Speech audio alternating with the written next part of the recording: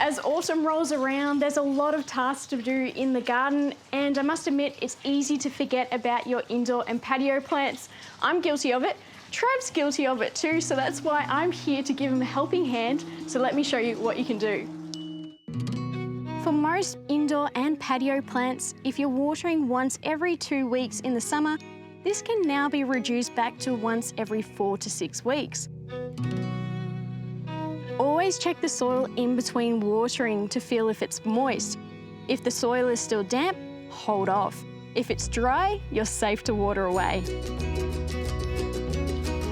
Here we've got this beautiful bromeliad tree, and as you can see, it's a little bit dirty. But easy fix, just take a cloth, a damp cloth, and just wipe that foliage off. And you can do the same with the cobwebs. And the reason that we do this every few months is to allow the leaves to breathe. And that way they won't become stunted as well. But you can keep an eye out for any pests and diseases at the same time that might be hiding amongst your plants. Autumn is also the ideal time to be removing any old or discolouring leaves on your plants. This is often quite a common issue, usually as a result of the change in weather, or the nutrients have started to deplete after a busy season.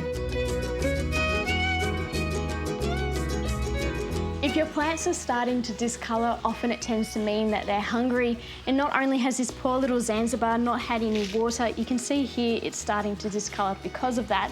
But luckily I've got the perfect specialised feed for it, and it's the Troforte indoor and patio feed. And as you apply it, it will gradually break down into that soil with the microbes, giving your plants all that yummy nutrient goodness.